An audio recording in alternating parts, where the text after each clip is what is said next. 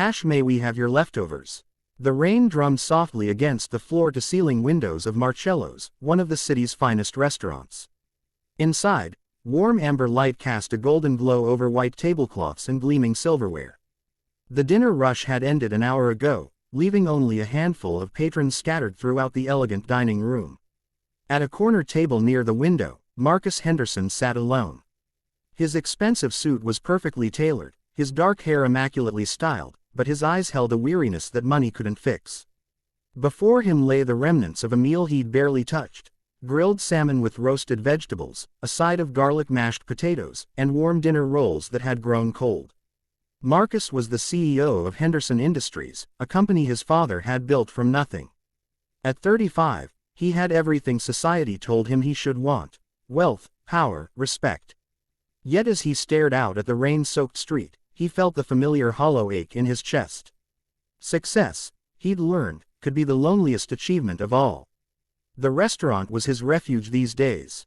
Not because he particularly loved the food, but because it was somewhere to go that wasn't his empty penthouse apartment. Somewhere he could pretend, for an hour or two, that he wasn't going home to silence. Marcus picked up his wine glass and took a small sip, his gaze wandering across the dining room. That's when he noticed her, a young woman in a simple cream-colored dress, standing near the entrance. She appeared to be waiting, checking her phone anxiously every few seconds. Her blonde hair was pulled back in a neat ponytail, and even from across the room, Marcus could see the tension in her shoulders. What caught his attention more, however, were the two small figures beside her. Twin girls, no older than 6 or 7, with matching golden curls and white dresses that had seen better days.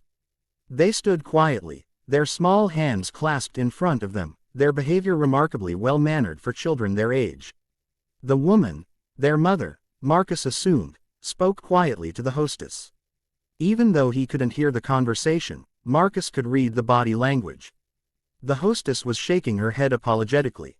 The mother's shoulders sagged slightly, and she nodded with the kind of resignation that comes from disappointment you've learned to expect. As the small family turned to leave, one of the twins looked directly across the dining room. Her eyes, bright blue and startlingly direct, met Marcus's gaze. For a moment, time seemed to pause. Then, to his complete surprise, the little girl tugged on her mother's dress and whispered something urgently.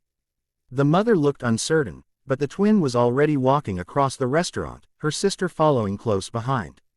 They approached Marcus's table with the kind of fearlessly children possess. "Excuse me, mister," the first twin said, her voice clear and polite.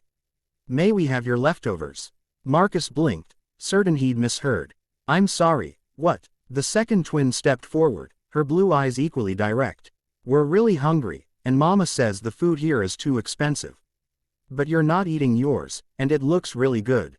Marcus glanced past the girls to their mother, who had frozen near the entrance. Her face was flushed with embarrassment, and she was already hurrying over. "Emma, Lily, get back here right now," she called softly, her voice tight with mortification.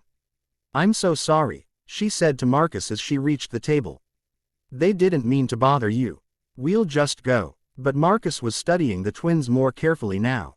Their dresses were clean but worn, with careful patches that spoke of loving hands making old clothes last longer. Their shoes were scuffed but polished. Most telling of all were their eyes, not just hungry for food, but hungry in the way children get when they're trying very hard to be brave about things they shouldn't have to worry about. "Please," Marcus said gently, gesturing to the empty chairs at his table. "Sit down." The mother shook her head quickly. "We couldn't possibly." "Sarah," came a warm voice from behind them. Marcus looked up to see Roberto, the restaurant's owner, approaching with a smile. "I wondered if that was you." The woman, Sarah, turned with surprise. "Roberto, I didn't know you still worked here." "Own the place now," Roberto said with pride. "And these must be the famous twins I've heard so much about." He knelt down to the girls' level. "Emma and Lily, right?" Both girls nodded solemnly. Roberto looked up at Sarah with understanding in his eyes. "Rough times." Sarah's composure wavered for just a moment. "David's been out of work for 3 months. I've been picking up extra shifts at the hospital, but..." She trailed off, unwilling to say more in front of the children. Marcus found himself speaking before he could think twice. Roberto, could we get 2 more place settings? And perhaps some of those chocolate desserts kids love. Sarah started to protest, but Roberto was already signaling to a waiter. Of course. The children's menu too, I think. As Sarah reluctantly took a seat, the twins climbed onto chairs with the careful precision of children who have been taught good manners. Marcus watched as they examined the fancy table setting with wide eyes, touching the cloth napkins as if they were made of silk. What do you like to eat? Marcus asked them. Anything, Emma said quickly. Except Brussels sprouts, Lily added, making a face. Marcus laughed. Really laughed, for the first time in weeks. I think we can avoid Brussels sprouts. Over the next hour, Marcus learned about Emma's love of drawing and Lily's collection of smooth rocks. He heard about their father David, an electrician who was too proud to ask for help but too honest to pretend things weren't difficult. Sarah spoke carefully, never complaining, but Marcus read between the lines. As the girls devoured plates of pasta and chicken fingers, their initial politeness gave way to genuine childhood chatter. They told Marcus about their school, their cat named Whiskers, and their plan to build a treehouse when Daddy found work again. When Roberto brought the bill, Marcus quietly handed over his credit card along with a business card. Have your husband call me Monday morning, he told Sarah. Henderson Industries always needs good electricians.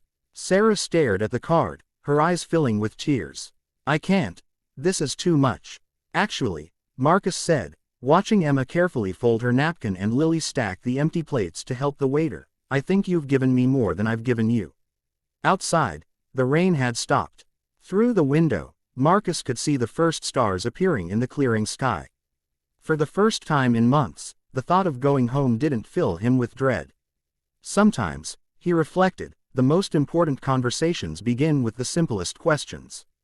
And sometimes, when you think you're helping someone else, you discover they've been helping you all along.